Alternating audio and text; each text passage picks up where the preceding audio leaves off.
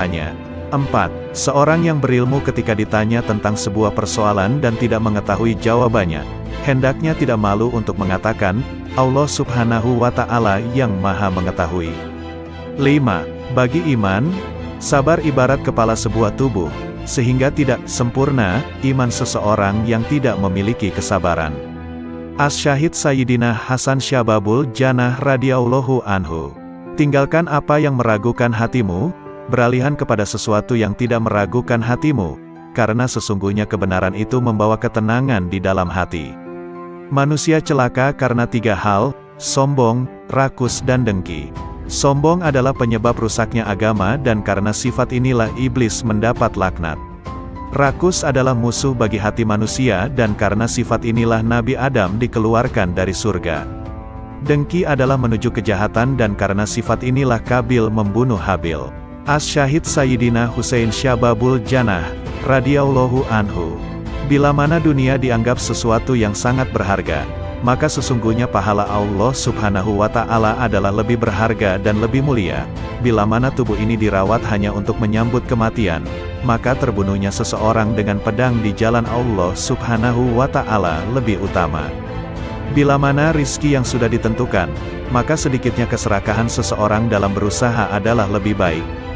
Bila mana harta benda dihimpun hanya untuk ditinggalkan, maka apa gunanya seorang pelit terhadap sesuatu yang pasti ia tinggalkan.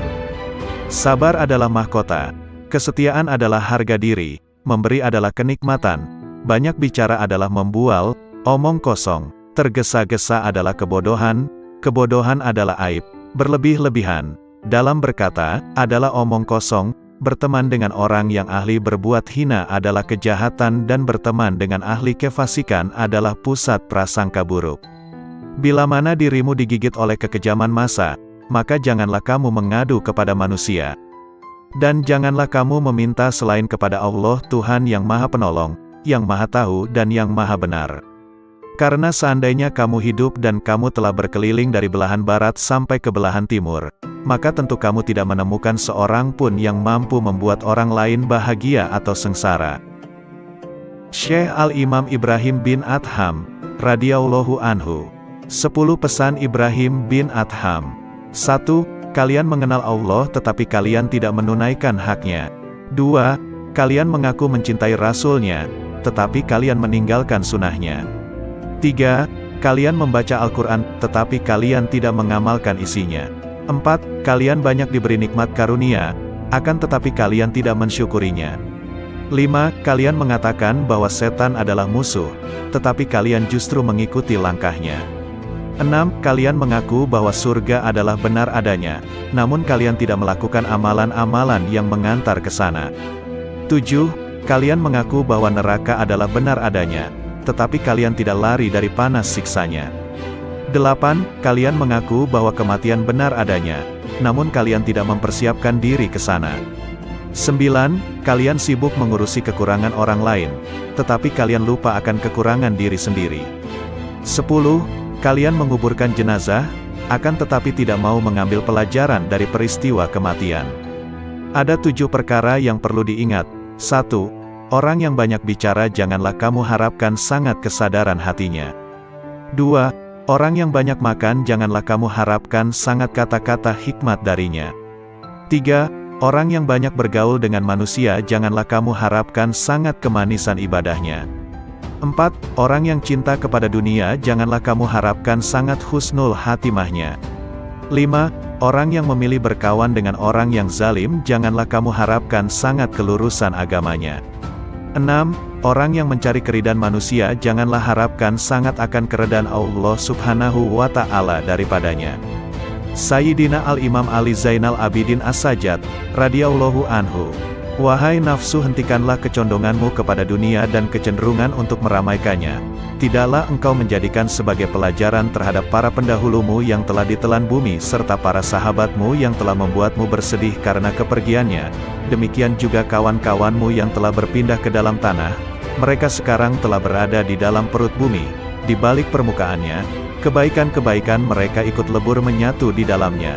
Sudah berapa banyak manusia-manusia yang telah dibinasakan oleh kekejaman massa dari abad ke abad, serta beberapa banyak manusia-manusia yang telah dirusak oleh bumi dengan bencana-bencananya, lalu mereka ditenggelamkan di dalam gumpalan tanahnya, dari berbagai jenis manusia yang pernah engkau ajak bergaul dan kemudian mereka kamu antarkan ke dalam kuburnya. Betapa banyak manusia yang telah ditipu oleh dunia dari mereka yang justru mendiaminya, dan betapa banyak manusia yang telah dibanting oleh dunia dari mereka yang justru menempatinya. Lalu dunia itu tidak mau mengangkatnya lagi dari keterpelesetannya, tidak menyelamatkannya dari kebinasaannya, tidak menyembuhkan dari kepedihannya, tidak membebaskannya dari penyakitnya, dan tidak melepaskannya dari penderitaannya. Amal yang paling utama di sisi Allah Subhanahu wa Ta'ala adalah sesuatu yang dilakukan menurut sunnah Rasulullah Sallallahu Alaihi Wasallam. Orang-orang yang menjadi pimpinan para manusia adalah orang-orang yang bermurah hati dan bertakwa, sedangkan di akhirat nanti, yang mulia adalah orang-orang ahli agama, ahli keutamaan dan orang ahli ilmu yang bertakwa, karena sesungguhnya ulama adalah ahli waris para nabi. Sayyidina Al-Imam Muhammad Al-Baqir, radhiyallahu anhu. Sesungguhnya petir dapat menyambar seorang mukmin atau bukan, tetapi tak akan menyambar orang yang berzikir. Wahai putraku, hindarilah sifat malas dan bosan, karena keduanya merupakan kunci keburukan. Sesungguhnya jika engkau malas, tidak akan banyak melaksanakan kewajiban. Jika engkau bosan, tak akan tahan dalam menunaikan kewajiban. Seburuk-buruknya seorang teman itu adalah seseorang yang hanya menemanimu ketika kamu kaya dan meninggalkanmu ketika kamu miskin. Jika engkau menginginkan suatu kenikmatan dapat terus engkau nikmati, perbanyaklah mensyukurinya. Jika engkau merasa rizki lambat datang, perbanyaklah istighfar. Jika engkau ditimpa kesedihan, perbanyaklah membaca la haula wala quwata illa billah. Jika engkau takut, ucapkanlah hasbunallah wa ni'mal wakil. Jika engkau kagum terhadap sesuatu, ucapkanlah Masya Allah, la quwata illa billah. Jika engkau dikhianati, bacalah wa ufawidu amri ilallah, innallaha basirun bil ibad. Jika engkau ditimpa kesumpekan, ucapkanlah la ilaha illa anta subhanaka inni kuntu minas zalimin. Sayyidina Al-Imam Ja'far As-Shadiq, Amudusi Saraf, radhiyallahu anhu. Keseimbangan tobat dan ibadah akan menimbulkan perilaku yang baik yang mendapat ridho dari Allah Subhanahu wa Ta'ala. Sebab dengan tobat kita akan menyadari akan semua kesalahan yang pernah kita lakukan, dan dengan tobat pula dapat meningkatkan amal ibadah kita kepada Allah Subhanahu wa Ta'ala. Sesuai sabda Rasulullah, apabila Allah menghendaki seseorang menjadi baik, maka dia membuatnya menyadari akan kesalahan-kesalahannya. Tiada bekal yang lebih utama daripada takwa, tiada sesuatu yang lebih baik daripada diam, tiada musuh yang lebih berbahaya daripada kebodohan, tiada penyakit yang lebih parah daripada berbohong. Jika engkau mendengar suatu kalimat dari seorang muslim, maka bawalah kalimat itu pada sebaik-baiknya tempat yang engkau temui. Jika engkau tidak mampu untuk mendapatkan wadah tempat kalimat tersebut, maka celalah dirimu sendiri. Barang siapa yang menjaga hatinya dari kelalaian berzikir, melindungi dirinya dari jerat syahwat, serta menjaga akalnya dari penyimpangan, dia akan dikelompokkan ke dalam golongan mereka yang hidup hatinya. Kemudian bagi mereka yang menjaga diri dari memanfaatkan ilmu pengetahuan yang dimilikinya untuk kepentingan pribadi, yang memelihara keimanannya dari bid'ah-bid'ah yang merusak, serta memelihara hartanya dari sesuatu yang haram, maka dirinya akan dikelompokkan ke dalam golongan orang-orang yang soleh.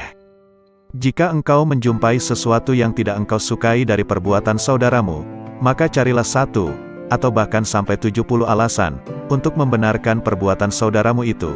Jika engkau masih belum mendapatkannya, maka katakanlah, semoga ia mempunyai alasan tertentu, kenapa berbuat demikian, yang aku tidak mengetahuinya. Duhai anakku, barang siapa membuka aib orang lain, maka aib keturunannya akan tersingkap. Barang siapa menghunus pedang seorang yang bengis, maka dia akan terbunuh darinya. Barang siapa menggali lubang untuk mencelakakan saudaranya, maka dia sendiri yang akan terjerumus ke dalamnya. Barang siapa memasuki tempat-tempat yang biasa dikunjungi orang-orang bodoh, maka dia akan direndahkan. Barang siapa bergaul dengan ulama, dia akan dimuliakan. Dan barang siapa memasuki tempat-tempat kemaksiatan, maka dia akan dituduh berbuat maksiat. Imam Hasan Basri, radhiyallahu anhu. Hidup di dunia bagaikan ular berbisa yang lembut sentuhannya dan racunnya akan mematikan. Berhati-hatilah hidup di dunia yang penuh pesona, rayuan dan godaan. Engkau tidak akan memperoleh hakikat iman selama engkau mencela seseorang dengan sebuah aib yang ada pada dirimu sendiri. Perbaikilah aibmu, baru kemudian engkau perbaiki orang lain. Setiap kau perbaiki satu aibmu, maka akan tampak aib lain yang harus kau perbaiki. Akhirnya kau sibuk memperbaiki dirimu sendiri. Dan sesungguhnya hamba yang paling dicintai Allah Subhanahu wa Ta'ala adalah dia yang sibuk memperbaiki dirinya sendiri. Sepanjang sejarah kehidupan manusia, tidak ada hari seperti hari kiamat, hari di mana aib terbuka dan mata menangis.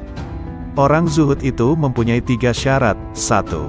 Sedikit sekali menggemari dunia, sederhana dalam menggunakan segala miliknya, menerima apa yang ada, juga tidak merisaukan segala sesuatu yang tidak ada, akan tetapi giat dalam bekerja, karena bekerja adalah mencari rizki, sedangkan mencari rizki, suatu kewajiban. 2. Pujian dan celaan adalah hal yang sama, tidak bergembira bila mendapat pujian, juga tidak bersedih jika mendapat celaan atau hinaan. 3. Mengutamakan ridho Allah Subhanahu wa Ta'ala daripada ridho manusia atau merasa tenteram jiwanya bersama Allah Subhanahu wa Ta'ala dan merasa bahagia sebab dapat mentaati semua tuntutannya. Imam Muhammad Asy-Syafi'i, radhiyallahu anhu, cintailah orang soleh, karena mereka memiliki kesolehannya. Cintailah Nabi Muhammad sallallahu alaihi wasallam, karena dia kekasih Allah Subhanahu wa Ta'ala. Dan cintailah Allah Subhanahu wa Ta'ala, karena dia kecintaan Nabi dan orang soleh. Dunia adalah tempat yang licin dan menggelincirkan, rumah yang hina, bangunan-bangunannya akan runtuh, penghuninya akan beralih ke kuburan, perpisahan dengannya adalah sesuatu keniscayaan, kekayaan di dunia sewaktu-waktu bisa berubah menjadi kemiskinan, bermegah-megahan adalah suatu kerugian, maka memohonlah perlindungan Allah Subhanahu wa Ta'ala. Terimalah dengan hati yang lapang segala karunia-Nya. Jangan terpesona dengan kehidupanmu di dunia sehingga meninggalkan kehidupan akhirat. Ketahuilah, sesungguhnya hidupmu di dunia akan sirna, dindingnya juga miring dan hancur. Maka perbanyaklah perbuatan baik dan janganlah terlalu banyak berangan-angan. Menganggap benar dengan hanya satu pandangan merupakan suatu bentuk ketertipuan. Berpegangan dengan suatu pendapat itu lebih selamat daripada berkelebihan dan penyesalan. Melihat dan berpikir, keduanya akan menyingkap keteguhan hati dan kecerdasan. Bermusyawarah dengan orang bijak merupakan bentuk kemantapan jiwa dan kekuatan mata hati. Ketahuilah bahwa orang yang jujur kepada Allah Subhanahu wa Ta'ala, ia akan selamat. Barang siapa yang bersemangat dengan agamanya, ia pun akan selamat dari kerusakan. Dan barang siapa yang berlaku zuhud dengan urusan dunianya, niscaya kelak pahala Allah Subhanahu wa Ta'ala akan nampak indah di matanya. Tujuan dari ilmu adalah mengamalkannya, maka ilmu yang hakiki adalah yang terefleksikan dalam kehidupannya, bukannya yang bertengger di kepala. Jika engkau melihat seseorang berjalan di atas air dan bisa terbang di udara, maka janganlah kehebatan itu menjadikan kalian lengah dan terheran-heran kepadanya sampai kamu mengetahui secara persis atas apa yang dikerjakannya itu berlandaskan pada Al-Quran dan As-Sunnah. Jika rasa ujub menghinggapi aktivitasmu, maka lihatlah keridhaan siapa yang kau harapkan, pahala mana yang kau suka, sanksi mana yang kau benci. Maka jika engkau memikirkan satu di antara kedua hal ini, niscaya akan hadir di depan matamu apa yang sudah kamu lakukan. Bid'ah itu terbagi menjadi 2 macam, segala sesuatu yang baru dan tidak sejalan dengan Al-Quran, Sunnah, Atsar, Ijma itu merupakan bid'ah dalalah, bid'ah yang sesat. Sementara jika sesuatu yang baru itu tidak berseberangan dengan Al-Quran, hadis, atsar dan ijma maka sesuatu yang baru itu disebut bid'ah hasanah, bid'ah yang baik. Barang siapa yang dipancing untuk marah, namun ia tidak marah, maka dia tak ubahnya keledai, dan barang siapa yang diminta keridoannya namun tidak ridho, maka dia adalah syaitan. Tawadu adalah perkara yang sangat diidam-idamkan. Orang yang paling tinggi kedudukannya adalah mereka yang tidak melihat kedudukannya sendiri. Akan tetapi tawadu di hadapan orang yang tidak bisa menghargai orang lain merupakan bentuk kezaliman terhadap diri sendiri. Dasar ilmu adalah kemantapan dan buahnya adalah keselamatan. Dasar wara, Menjaga diri dari sesuatu yang meragukan, adalah qanaah, menerima karunia Allah Subhanahu wa Ta'ala dengan dada yang lapang, dan buahnya adalah ketenangan batin. Dasar kesabaran adalah keteguhan hati dan buahnya adalah kemenangan. Dasar suatu aktivitas adalah taufik, pertolongan Allah Subhanahu wa Ta'ala, dan buahnya adalah kesuksesan. Dasar tujuan akhir dari segala perkara adalah sidik, benar. Di antara orang yang tidak mempunyai harga diri adalah mereka yang dengan mudahnya memberitahukan usianya kepada orang lain. Karena kalau usianya lebih muda, tentu mereka akan menganggapnya rendah, dan jika usianya lebih tua, tentu mereka akan beranggapan bahwa ia sudah pikun. Siapa yang merasa bahwa dalam dirinya terkumpul dua cinta, cinta dunia dan cinta kepada penciptanya, maka ia telah berdusta. Jika kalian melihat kitab yang di dalamnya ada catatan tambahan dan perbaikan, maka lihatlah kebenaran yang ada di dalamnya. Terimalah dariku 3 hal. 1. Jangan berbicara panjang lebar tentang sesuatu yang tidak baik perihal sahabat Rasulullah Shallallahu Alaihi Wasallam, karena kelak Rasulullah Shallallahu Alaihi Wasallam nantinya yang akan menjadi seterumu. 2. Janganlah kamu sibukkan dirimu dengan ilmu kalam. Sesungguhnya aku telah melakukan kajian dengan ahli ilmu kalam dan mereka telah melakukan taktil, meniadakan sifat Allah Subhanahu wa Ta'ala. 3. Dan janganlah menyibukkan dirimu dalam nujum, ramalan dengan bintang. Sayyidina Al-Imam Qutbil Rabbani Syekh Abdul Qadir Al-Jailani, radhiyallahu anhu. Hai orang-orang yang lalai! Secara terang-terangan engkau menentang Allah Subhanahu wa Ta'ala yang maha benar dengan bermaksiat kepadanya tetapi merasa aman dari siksanya. Ketahuilah tak lama lagi rasa aman itu akan berubah menjadi ketakutan. Masa luangmu menjadi kesempitan, kesehatanmu menjadi sakit, kemuliaanmu menjadi kehinaan, kedudukanmu menjadi rendah, kekayaanmu menjadi kemiskinan. Ketahuilah, rasa aman dari siksa Allah Subhanahu wa Ta'ala Azza wa Jalla yang akan kau peroleh di hari kiamat sesuai dengan rasa takutmu kepadanya di dunia ini. Sebaliknya, ketakutanmu di hari kiamat sesuai rasa amanmu dari siksa Allah di dunia. Sayangnya, engkau tenggelam di dunia dan terperosok ke lembah kelalaian, sehingga cara hidupmu seperti hewan. Yang kalian ketahui hanya makan, minum, menikah dan tidur. Keadaan kalian ini tampak nyata bagi orang-orang yang berhati suci.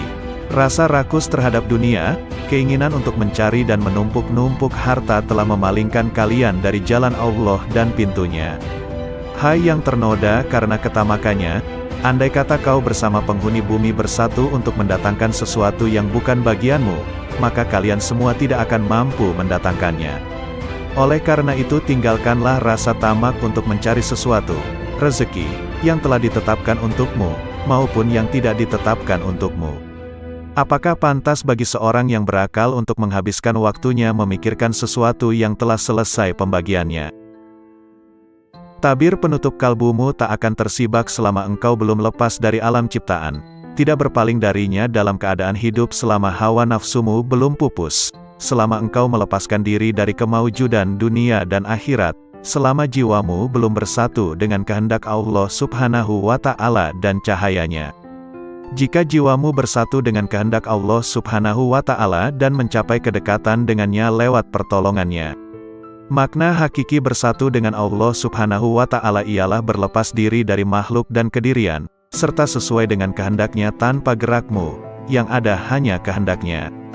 Inilah keadaan fana dirimu, dan dalam keadaan itulah engkau bersatu dengannya, bukan bersatu dengan ciptaannya. Sesuai firman Allah Subhanahu wa Ta'ala, tak ada sesuatu pun yang serupa dengannya, dan dialah yang maha mendengar dan maha melihat. Anakku, pertama-tama nasihatilah dirimu, kemudian nasihatilah orang lain. Perhatikanlah dirimu, jangan mengurusi orang lain. Jangan mengurusi orang lain selama dalam dirimu masih ada sesuatu yang harus diperbaiki. Sungguh celaka, engkau mengetahui cara menyelamatkan orang lain. Engkau buta, bagaimana dapat menuntun orang lain? Hanya yang memiliki penglihatan tajamlah yang mampu menuntun umat manusia. Hanya orang yang mengenal Allah Subhanahu wa Ta'ala lah yang dapat mengembalikan manusia ke jalannya. Seseorang yang tidak mengenalnya, bagaimana dapat menuntun umat manusia ke jalannya? Kalian menghadiri majelis ilmu hanya untuk mencari jalan keluar bagi permasalahan duniawi kalian, bukan untuk mengobati penyakit hati. Kalian tidak mendengarkan nasihat para penceramah, tetapi meneliti kesalahan mereka, kemudian menghina dan menertawakannya. Kalian juga bermain-main dalam majelis. Sesungguhnya kalian sedang mempertaruhkan diri kepada Allah Subhanahu wa Ta'ala yang Maha Agung dan Maha Mulia. Segeralah bertobat, jangan mencontoh musuh-musuh Allah Subhanahu wa Ta'ala. Berusahalah untuk mengambil manfaat dari apa yang kalian dengar. Syekh Imam Al-Ghazali radhiyallahu anhu. Renungkanlah pendeknya umurmu. Andai kata engkau berumur 100 tahun sekalipun, maka umurmu itu pendek jika dibandingkan dengan masa hidupmu kelak di akhirat yang abadi, selama-lamanya. Coba renungkan agar dapat beristirahat pensiun selama 20 tahun. Dalam 1 bulan atau setahun engkau sanggup menanggung berbagai beban berat dan kehinaan di dalam mencari dunia. Tetapi mengapa engkau tidak sanggup menanggung beban ibadah selama beberapa hari demi mengharapkan kebahagiaan abadi di akhirat nanti? Jangan panjang angan-angan, engkau nanti akan berat untuk beramal. Yakinilah bahwa tak lama lagi engkau akan mati. Katakan dalam hatimu, pagi ini aku akan beribadah meskipun berat. Siapa tahu nanti malam aku mati. Malam ini aku akan sabar beribadah. Siapa tahu besok aku mati. Sebab, kematian tidak datang pada waktu, keadaan dan tahun tertentu, yang jelas pasti ia datang. Oleh karena itu, mempersiapkan diri menyambut kedatangan maut lebih utama daripada mempersiapkan diri menyambut dunia. Bukankah kau menyadari betapa pendek hidupmu di dunia? Bukankah bisa jadi ajalmu hanya tersisa 1 tarikan dan hembusan nafas atau 1 hari? Setiap hari lakukanlah hal ini dan paksakan dirimu untuk sabar beribadah kepada Allah Subhanahu wa Ta'ala. Andai kata engkau ditakdirkan untuk hidup selama 50 tahun dan kau biasakan dirimu untuk sabar beribadah, nafsumu akan tetap berontak, tetapi ketika maut menjemput kau akan berbahagia selama-lamanya. Tetapi, ketika engkau tunda-tunda dirimu untuk beramal, dan kematian datang di waktu yang tidak kau perkirakan. Kehidupan seorang muslim tidak dapat dicapai dengan sempurna, kecuali mengikuti jalan Allah yang dilalui secara bertahap. Tahapan-tahapan itu antara lain, tobat, sabar, fakir, zuhud, tawakal, cinta, makrifat dan ridha. Karena itu seseorang yang mempelajari tasawuf wajib mendidik jiwa dan akhlaknya. Sementara itu, hati adalah cermin yang sanggup menangkap makrifat. Dan kesanggupan itu terletak pada hati yang suci dan jernih. Berbicara tentang nasihat, kulihat diriku tak pantas untuk memberikannya. Sebab, nasihat seperti zakat, nisyabnya adalah kemampuan untuk memetik nasihat itu bagi dirinya sendiri. Seseorang yang belum mencapai nisyab, bagaimana ia akan mengeluarkan zakat? Dan seorang yang tak memiliki cahaya, bagaimana dapat dijadikan sebagai alat penerang oleh orang lain? Bagaimana bayangan akan lurus jika kayunya bengkok? Allah Subhanahu wa Ta'ala mewahyukan kepada Isa bin Maryam alaihi salam, nasihatilah dirimu, jika kau mampu memetik nasihat, maka nasihatilah orang lain. Jika tidak, maka malulah kepadaku, barang siapa hendak mengetahui aib-aibnya, maka ia dapat menempuh 4 jalan berikut. 1. Duduk di hadapan seorang guru yang mampu mengetahui keburukan hati dan berbagai bahaya yang tersembunyi di dalamnya. Kemudian ia memasrahkan dirinya kepada sang guru dan mengikuti petunjuknya dalam bermujahadah membersihkan aib itu. Ini adalah keadaan seorang murid dengan syekhnya dan seorang pelajar dengan gurunya. Sang guru akan menunjukkan aib-aibnya dan cara pengobatannya, tapi di zaman ini guru semacam ini langka. 2. Mencari seorang teman yang jujur, memiliki basiroh, mata hati yang tajam, dan berpegangan pada agama. Ia kemudian menjadikan temannya itu sebagai pengawas yang mengamati keadaan, perbuatan, serta semua aib batin dan zohirnya, sehingga ia dapat memperingatkannya. Demikian inilah yang dahulu dilakukan oleh orang-orang cerdik, orang-orang terkemuka dan para pemimpin agama. 3. Berusaha mengetahui aib dari ucapan musuh-musuhnya. Sebab pandangan yang penuh kebencian akan berusaha menyingkapkan keburukan seseorang. Bisa jadi manfaat yang diperoleh seseorang dari musuh yang sangat membencinya dan suka mencari-cari kesalahannya adalah lebih banyak dari teman yang suka bermanis muka, memuji dan menyembunyikan aib-aibnya. Namun, sudah menjadi watak manusia untuk mendustakan ucapan musuh-musuhnya dan menganggapnya sebagai ungkapan kedengkian. Tetapi, Orang yang memiliki mata hati jernih mampu memetik pelajaran dari berbagai keburukan dirinya yang disebutkan oleh musuhnya. 4. Bergaul dengan masyarakat. Setiap kali melihat perilaku tercela seseorang, maka ia segera menuduh dirinya sendiri juga memiliki sifat tercela itu. Kemudian ia tuntut dirinya untuk segera meninggalkannya. Sebab, seorang mukmin adalah cermin bagi mukmin lainnya. Ketika melihat aib orang lain, ia akan melihat aib-aibnya sendiri. Sangat jauh jika bermaksud memaknai sehat atau kenyang tanpa mengalami sendiri rasa sehat atau kenyang. Mengalami mabuk lebih jelas daripada hanya mendengar tentang arti mabuk, meskipun yang mengalaminya mungkin belum pernah mendengar teori mabuk. Maka mengetahui arti dan syarat-syarat zuhud tidak sama dengan bersifat zuhud. Kehidupan seorang muslim tidak dapat dicapai dengan sempurna, kecuali mengikuti jalan Allah Subhanahu wa Ta'ala yang dilalui secara bertahap. Tahapan-tahapan itu antara lain, tobat, sabar, fakir, zuhud, tawakal, cinta, makrifat dan ridha. Karena itu seseorang yang mempelajari tasawuf wajib mendidik jiwa dan akhlaknya. Sementara itu, hati adalah cermin yang sanggup menangkap makrifat. Dan kesanggupan itu terletak pada hati yang suci dan jernih. Sayyidina Al-Imam Syekh Abu Hasan Ali Asy-Syadzili, radhiyallahu anhu. Jika kasyaf bertentangan dengan Al-Quran dan Sunnah, tinggalkanlah kasyaf dan berpeganglah pada Al-Quran dan Sunnah. Katakan pada dirimu, sesungguhnya Allah Subhanahu wa Ta'ala menjamin keselamatan saya dalam kitabnya dan sunnah Rasulnya dari kesalahan, bukan dari kasyaf, ilham, maupun musyahadah sebelum mencari kebenarannya dalam Al-Quran dan Sunnah terlebih dahulu. Jika engkau menginginkan bagian dari anugerah para wali, berpalinglah dari manusia kecuali dia menunjukkanmu kepada Allah Subhanahu wa Ta'ala dengan cara yang benar dan tidak bertentangan dengan Al-Quran dan Sunnah. Manakala zikir terasa berat di lisanmu, sementara pintu kontemplasi tertutup, ketahuilah bahwa hal itu semata-mata karena dosa-dosamu atau kemunafikan dalam hatimu. Tak ada jalan bagimu, kecuali bertaubat, memperbaiki diri, hanya menggantungkan diri kepada Allah Subhanahu wa Ta'ala dan ikhlas beragama. Ketuklah pintu zikir dengan hasrat dan sikap sangat membutuhkan kepada Allah Subhanahu wa Ta'ala melalui kontemplasi, menjauhkan diri segala hal selain Allah Subhanahu wa Ta'ala. Lakukanlah dengan menjaga rahasia batin, agar jauh dari bisikan nafsu dalam seluruh nafas dan jiwa, sehingga kalian memiliki kekayaan rohani. Tuntaskan lisanmu dengan berzikir, hatimu untuk tafakur dan tubuhmu untuk menuruti perintahnya. Dengan demikian, kalian bisa tergolong orang-orang soleh. Sayyidina Al-Imam Muhammad Maula Ad-Dawilai radhiyallahu anhu. Sesungguhnya aku tidak takut miskin, sebab yakin bahwa karunia Allah lebih dekat dari yang di tanganku. Sesungguhnya aku tidak membenci kematian, sebab yang membenci kematian berarti membenci bertemu dengan Allah Subhanahu wa Ta'ala. Aku tidak pernah membenci tamu, meskipun tidak memiliki sesuatu yang dapat aku hidangkan.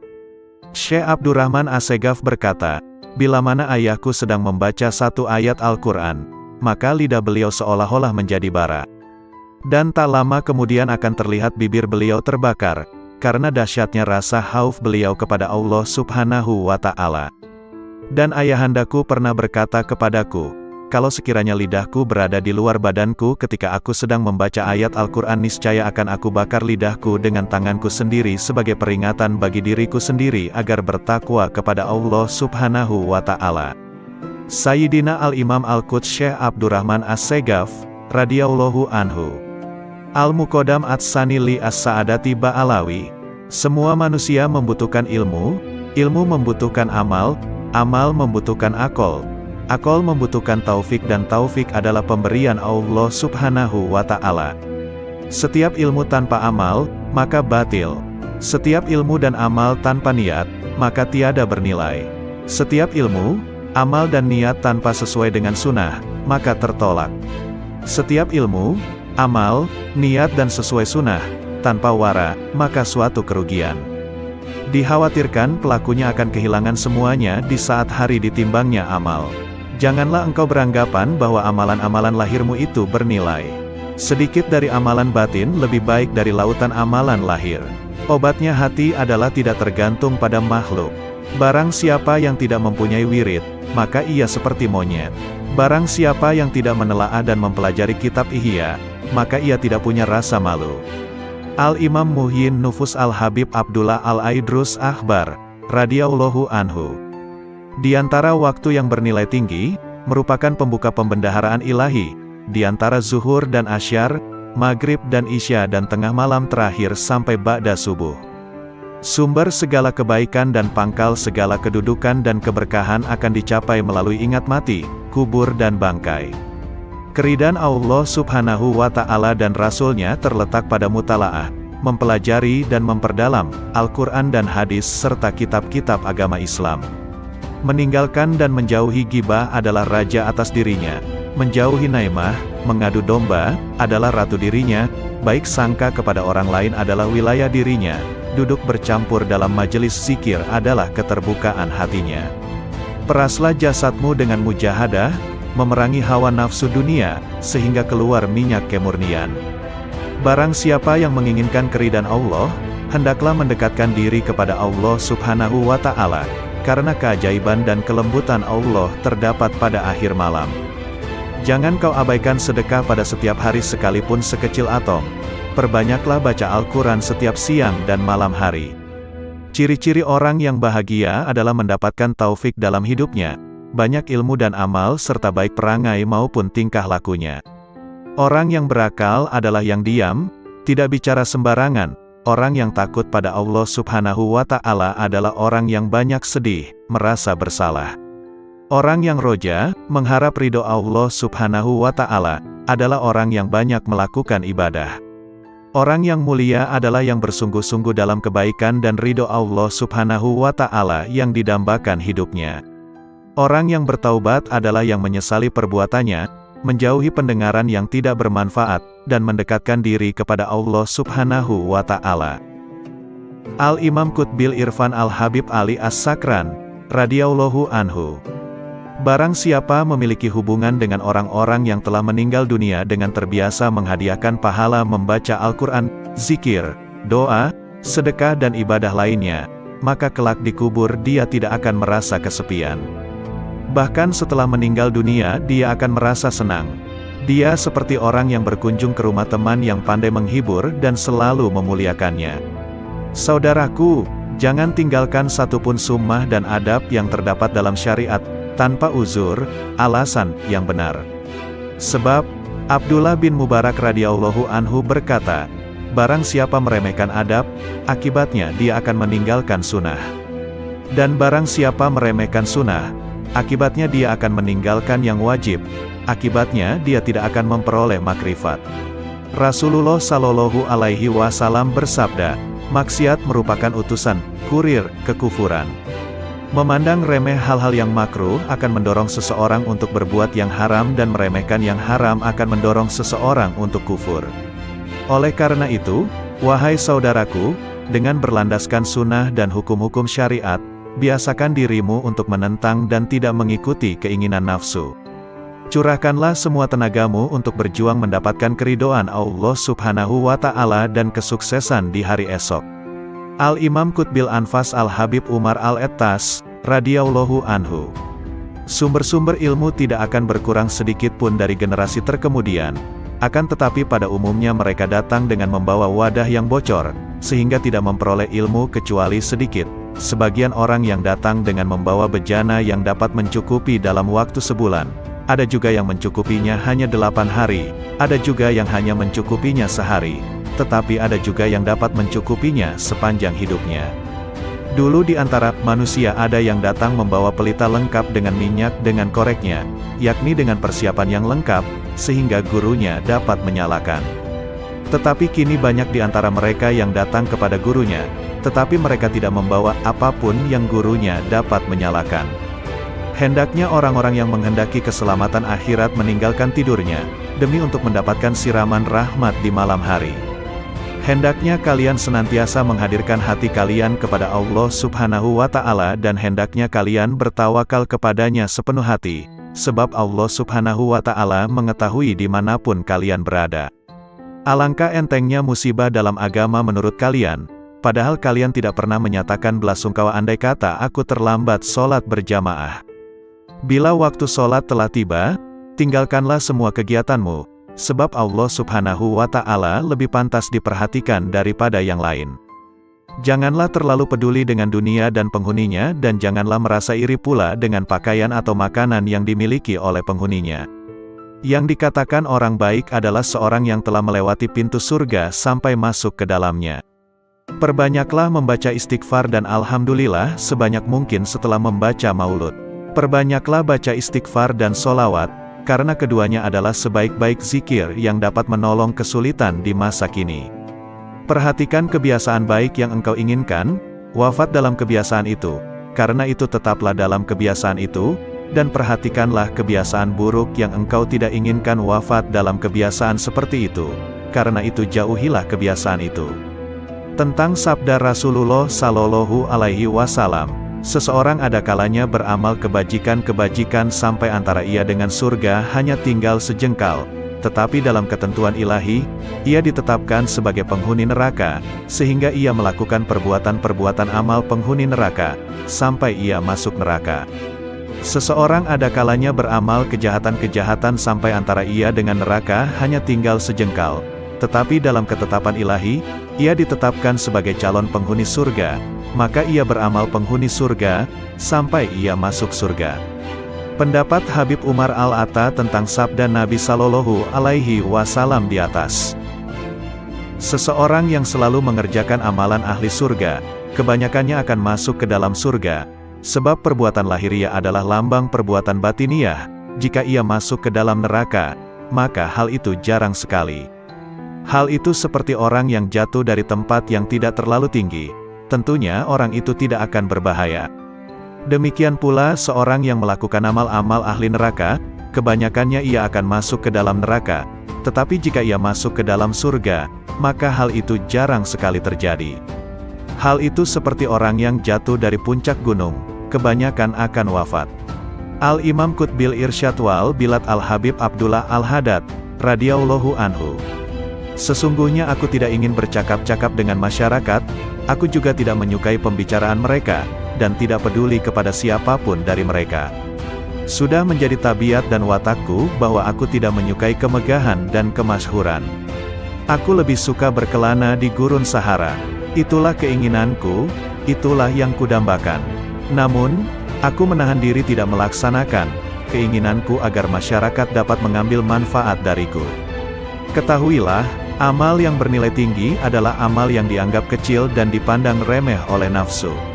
Adapun amal yang dipandang mulia dan bernilai oleh nafsu, pahalanya dapat sirna, baik karena pelakunya, amalnya itu sendiri ataupun karena orang lain yang berada sekitarnya. Di zaman ini kita harus berhati-hati, sebab zaman ini adalah zaman syubhat. Para ulama menyatakan, tidak sepatutnya seorang yang berilmu bingung membedakan yang baik dan buruk. Sebab, kebaikan dan keburukan adalah dua hal yang sangat jelas. Setiap orang dapat membedakannya.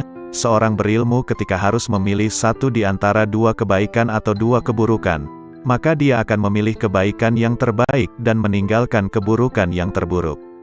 Ikut langkah-langkah ulama salaf, ulama terdahulu, akan membuahkan kebaikan yang amat besar, walaupun si pengikut bukan tergolong ahli batin. Tetapi jika ia serasikan langkahnya dengan ulama salaf, maka ia akan mendapatkan seperti apa yang didapat oleh mereka para salaf solihin. Jika satu zaman itu rusak, maka wajiblah bagi mereka yang hidup di zaman itu, untuk mengikuti jejak langkah ulama salaf solihin.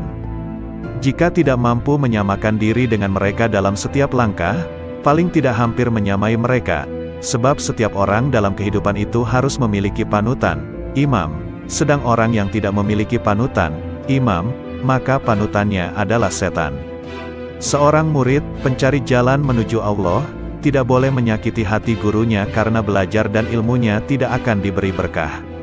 Ada kalanya seseorang murid, pencari jalan menuju Allah, diuji dengan kemiskinan, kepapaan dan kesempitan dalam kehidupan. Maka hendaknya ia bersyukur kepada Allah Subhanahu wa Ta'ala, disebabkan dengan hal tersebut di atas dan harus beranggapan berprasangka bahwa takdir kehendak Allah menjadikan Anda miskin, papa dan susah serta sempit sebagai sebesar-besarnya kenikmatan karena dunia adalah musuh Allah. Anda harus bersyukur, maka Allah akan mengangkat derajatnya sama dengan para nabinya, para auliyanya dan hamba-hamba yang soleh. Ketahuilah bahwa rizki itu telah ditentukan dan telah dibagikan oleh Allah Subhanahu wa Ta'ala. Di antara hamba-hambanya ada yang diluaskan rezekinya dan dilapangkan kehidupannya, dan dikurangkan rizkinya menurut kebijaksanaannya. Bersifatlah qanaah, cukup, atas apa yang ditentukan Allah bagimu. Awas dan waspadalah dengan panjang angan-angan dan harapan tentang kehidupan di dunia, karena dunia akan menariknya untuk mencintai dunia, dan Anda akan terikat dengannya sehingga sukar untuk beribadat dan mengasingkan diri untuk menuju jalan akhirat. Aku tidak pernah melihat ada yang benar-benar memberi, selain Allah Subhanahu wa Ta'ala. Jika ada seseorang memberiku sesuatu, kebaikannya itu tidak meninggikan kedudukannya di sisiku, karena aku menganggap orang itu hanyalah perantara saja. Awas, jangan sekali-kali Anda mentaati syaikh, guru, itu hanya lahiriah semata, karena ketahuilah bahwa syaikh itu dapat melihat ketaatanmu padanya, di belakangnya Anda membantah dan mendurhakai karena sangkaanmu, Anda sangka Allah tidak tahu kelakuanmu, sedangkan syaikhmu itu dekat dengannya. Kalau Anda begitu akan mendapatkan kecelakaan, kesempitan dan kebinasaan. Bukankah Allah berjanji kepada barang siapa aku cintai maka penglihatannya adalah penglihatanku, pendengarannya adalah pendengaranku, mulutnya adalah mulutku, tangannya adalah tanganku dan kakinya adalah kakiku. Barang siapa memusuhinya atau menyakitinya, maka aku dan para malaikatku mengumandangkan perang terhadap dirinya. Persahabatan, pertemanan dan pergaulan memiliki pengaruh yang sangat kuat untuk membuat seseorang menjadi baik maupun buruk. Persahabatan dan pergaulan dengan orang-orang soleh dan berbudi membawa manfaat, sedangkan persahabatan dan pertemanan dengan orang-orang fasik dan durhaka membawa bahaya. Hanya saja manfaat persahabatan dengan orang soleh atau bahaya pergaulan dengan pendurhaka tersebut terkadang tidak tampak secara langsung, akan tetapi secara bertahap dan setelah berlangsung lama. Secara umum, pada awalnya kebaikan itu berat untuk dilakukan, tetapi akhirnya penuh dengan kenikmatan. Orang yang berbuat baik ibarat seorang pendaki gunung terjal. Ia tidak akan merasa tenang sebelum sampai ke puncaknya. Sedangkan, keburukan awalnya manis dan akhirnya kelak berat. Orang yang melakukan perbuatan buruk adalah ibarat seorang yang jatuh dari puncak gunung atau atap sebuah rumah. Ia baru akan merasa kesakitan setelah mendarat di tanah. Tuntutlah ilmu dari orang-orang yang benar-benar mewarisi ilmu dari Rasulullah Shallallahu Alaihi Wasallam, yang sanad isnadnya, silsilah ilmunya sampai kepada Rasulullah. Para orang soleh itu setelah wafat hanya hilang jasadnya saja, pada hakikatnya masih hidup seperti sedia kala, malah tambah tajam pandangan basirohnya dan makin kuat tawajuhnya, menghadap kepada Allah Subhanahu wa Ta'ala. Al-Imam Syekh Abu Bakar bin Salim, radhiyallahu anhu. Orang yang bahagia adalah orang yang disenangkan oleh Allah tanpa alasan tertentu, dan orang yang sengsara adalah orang yang disengsarakan Allah tanpa sebab tertentu. Demikianlah menurut ilmu hakikat. Sedangkan menurut ilmu syariat, orang yang bahagia adalah orang yang oleh Allah diberi kesenangan dengan melakukan berbagai amal saleh, dan orang yang disengsarakan oleh Allah dengan meninggalkan amal-amal saleh dan melanggar syariat agama. Orang yang sengsara adalah orang yang mengikuti hawa nafsunya. Barang siapa mengenal dirinya, ia tidak akan melihat selain Allah Subhanahu wa Ta'ala. Barang siapa tidak mengenal dirinya, ia tidak akan melihat Allah Subhanahu wa Ta'ala. Barang siapa tidak memelihara waktunya, ia tidak akan selamat dari bencana. Dalam qanaah terdapat ketenteraman dan keselamatan, dalam tamak terdapat kehinaan dan penyesalan. Orang yang arif melihat aib-aib dirinya, sedang orang yang lalai melihat aib-aib orang lain. Dan orang yang bahagia adalah orang yang melawan hawa nafsunya, berpaling dari alam untuk menghadap kepada penciptanya, dan melewatkan waktu-waktu pagi dan sore dengan meneladani sunnah nabinya. Kesuksesanmu adalah ketika kamu membenci nafsumu, dan kehancuranmu adalah saat kamu meridainya. Karena itu, bencilah nafsumu dan jangan meridainya. Niscaya kamu akan berhasil meraih segala cita-citamu, insya Allah. Berprasangka baiklah kepada sesama hamba Allah, sebab buruk sangka timbul karena tiadanya taufik. Ridalah selalu pada qada, bersikap sabarlah, walaupun musibah yang kamu alami teramat besar. Firman Allah, Sesungguhnya hanya orang-orang yang bersabarlah yang akan dibalas dengan pahala tanpa batas. Az-Zumar, ayat 10. Ketahuilah oleh kalian, sesungguhnya Allah Subhanahu wa Ta'ala bertajalli, mengagungkan dirinya di hati para kekasihnya, para kaum arifin, karena mereka menghapus selainnya di hati mereka dan mereka menghilangkan selain Allah Subhanahu wa Ta'ala dalam pandangan mereka terhadap semesta dan pada setiap kejadiannya bahwa semuanya adalah semata-mata ciptaan Allah Subhanahu wa Ta'ala, dan mereka melalui siang, pagi serta sore hari selalu dalam keadaan taat kepadanya. Mereka selalu beribadat serta berharap dan takut kepadanya, serta selalu ruku dan bersujud kepadanya. Mereka selalu dalam keadaan bahagia dan gembira serta ridho dengan segala ketentuan qada dan qadar yang telah ditentukan Allah Subhanahu wa Ta'ala atas mereka. Berkata Nabi Ayub alaihi salam, "Mana aku hendak memilih di antara dua perkara, maka aku akan memilih perkara yang ada ridho Allah Subhanahu wa Ta'ala di dalamnya karena hanya hal itulah yang mendatangkan kemaslahatan bagiku." Berkata kaum arifin, "Kalau sekiranya kedua mataku melihat selain Allah, maka akan kubutakan. Kalau sekiranya kedua telingaku mendengar selain Allah, maka akan kutulikan. Dan bila mana lidahku berkata yang tidak diperintahkan Allah, maka akan kupotong." Sedikit amal dari hati menyamai amal seluruh manusia dan jin.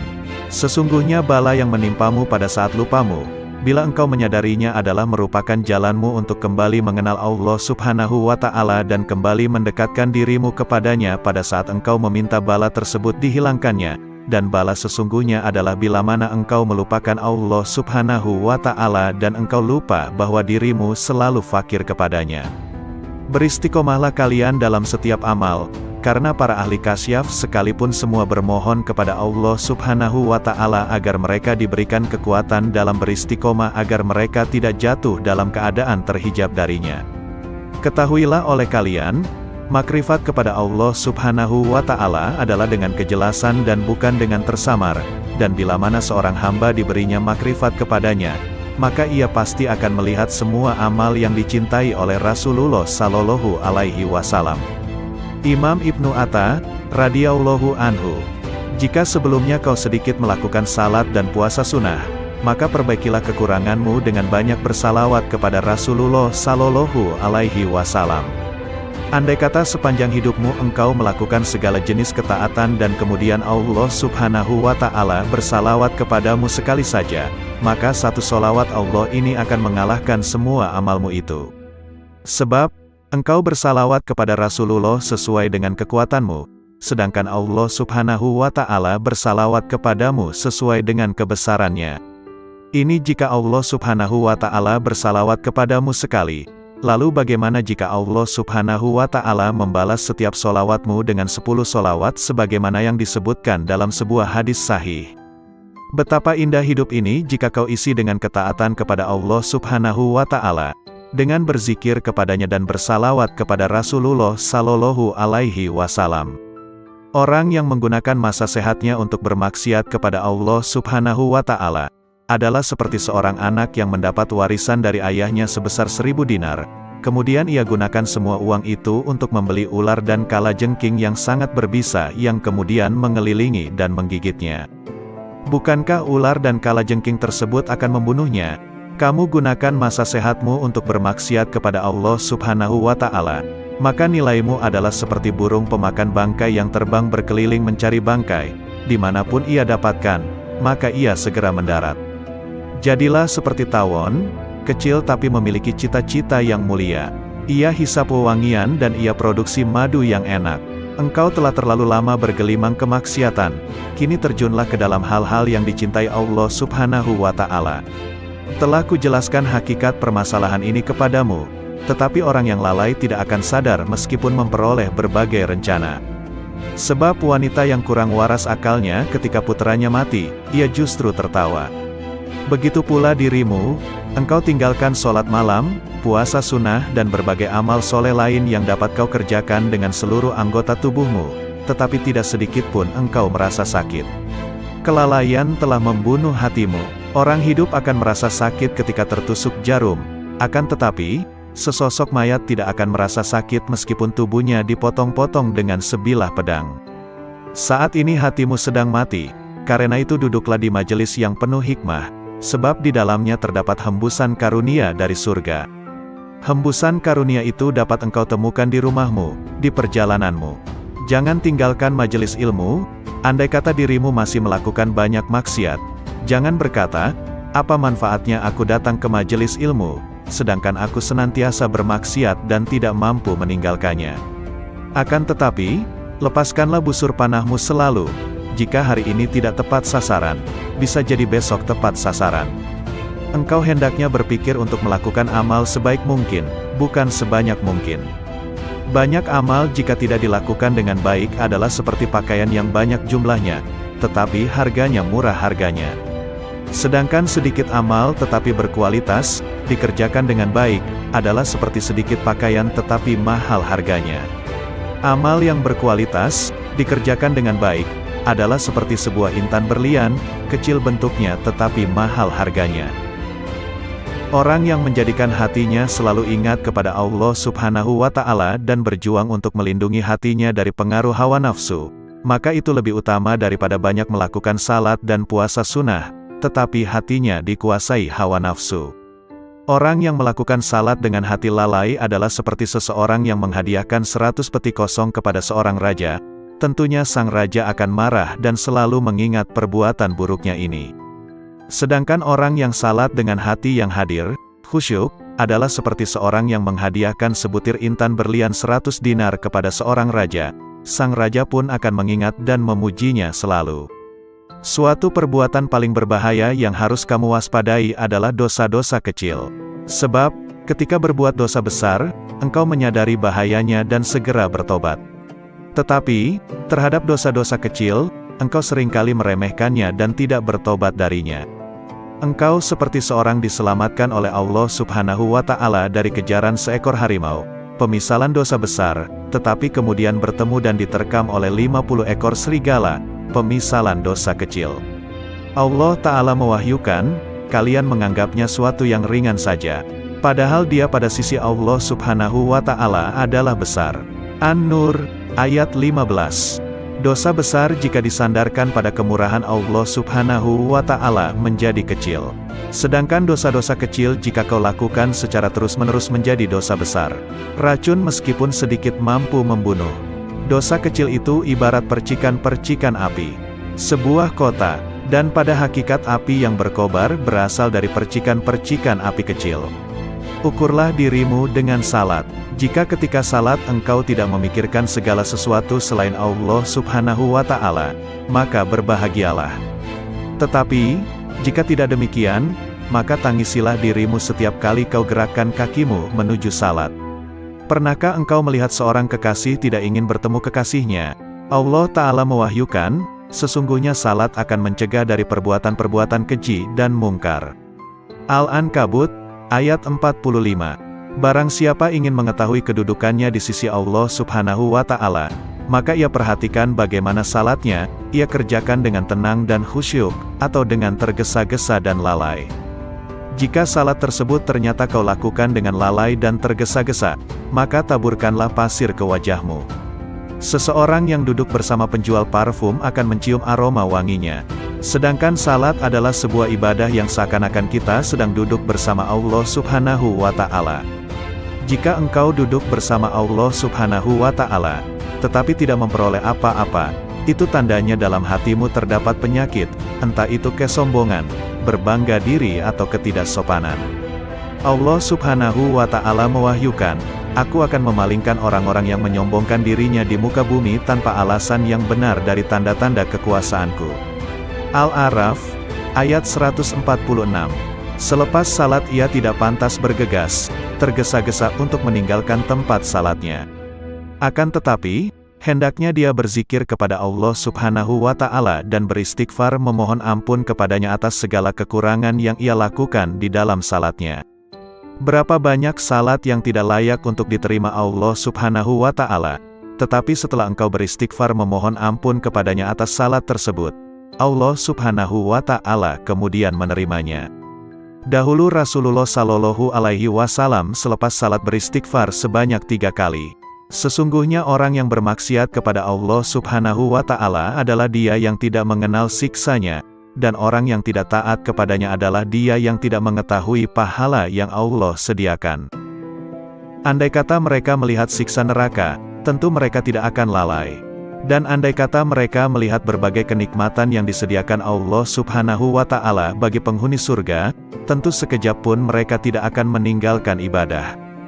Jika engkau berteman dengan para pecinta, menyeretmu untuk mencintai dunia. Jika engkau berteman dengan para pecinta akhirat, maka mereka akan membawamu untuk mencintai Allah Subhanahu wa Ta'ala. Jika kau ingin bermaksiat kepada Allah Subhanahu wa Ta'ala, maka lakukanlah di tempat di mana Dia tidak melihatmu dan dengan kekuatan yang tidak berasal darinya, dan kedua hal ini mustahil dapat kamu lakukan, sebab semua yang kau gunakan untuk bermaksiat adalah nikmatnya. Kau gunakan nikmat yang Ia anugerahkan untuk bermaksiat kepadanya. Bahkan kau sangat ahli bermaksiat dalam berbagai bidang. Terkadang engkau menggunjing, terkadang mengadu domba dan terkadang memandang yang haram. Ibadah yang kau bangun selama 70 tahun, kau robohkan dalam sekejap. Hai penghancur ketaatan, Allah Subhanahu wa Ta'ala menjadikanmu miskin adalah agar kau berdoa dan memohon kepadanya. Hai orang yang menenggelamkan nafsunya dalam berbagai keinginan jahat dan maksiat, andai saja kau beri nafsumu hal-hal yang mubah, tidak berdosa dan tidak berpahala. Mengapa engkau tidak mencintai Dia yang ketika kau berbuat buruk kepadanya, justru memberimu berbagai nikmat dan bermurah kepadamu? Jika ingin membersihkan air, maka akan kau singkirkan segala hal yang dapat mengotorinya. Anggota tubuhmu ini seperti selokan-selokan yang bermuara ke hati. Karena itu jangan kau alirkan kotoran ke dalam hatimu, seperti pergunjingan, pengadu dombaan, ucapan yang buruk, pandangan yang haram dan lain sebagainya. Hati akan bercahaya dengan memakan makanan halal, berzikir, membaca Al-Quran dan menjaga mata dari pandangan yang tidak mendatangkan pahala, pandangan yang kurang disukai agama dan pandangan yang haram. Jangan biarkan matamu memandang sesuatu, kecuali jika pandangan itu menambah ilmu dan hikmahmu. Al-Imam Qutbil Mu'ti Al-Habib Ali bin Muhammad Al-Habsyi, radhiyallahu anhu. Camkanlah, jangan sampai kalian tidak mempelajari ilmu bahasa, nahwu dan shorof. Karena ilmu bahasa merupakan dasar dan perantara kalian untuk memahami semua ilmu. Wahai saudaraku, berprasangka baiklah kepada Allah Subhanahu wa Ta'ala, wujudkanlah kebenaran janjinya.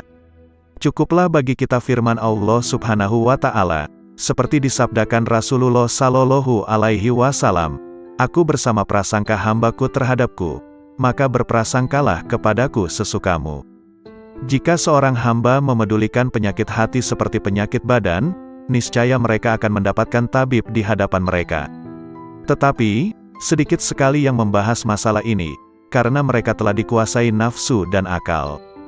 Jika tak ada ketamakan, dan tak ada satu makhluk pun keluar dari lingkaran jejak Nabi Sallallahu Alaihi Wasallam, tidak akan ada manusia mengejar dunia yang fana ini atau berpaling dari kebahagiaan akhirat yang kekal. Tak ada derajat yang lebih tinggi daripada prasangka baik, karena di dalam prasangka baik, terdapat keselamatan dan keberuntungan.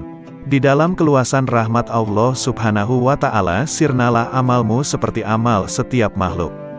Di dalam rahasia Allah Subhanahu wa Ta'ala, yang dititipkan pada makhluknya, terdapat sesuatu yang mengharuskan untuk berkeyakinan bahwa semua makhluk adalah aulia. Keteguhan yang sempurna berbeda-beda. Keteguhan dalam perkataan berbeda dengan keteguhan dalam perbuatan. Keteguhan dalam perbuatan berbeda dengan keteguhan dalam beramal. Keteguhan dalam beramal berbeda dengan keteguhan dalam mencari. Keteguhan dalam mencari berbeda dengan keteguhan dalam apa yang dicari.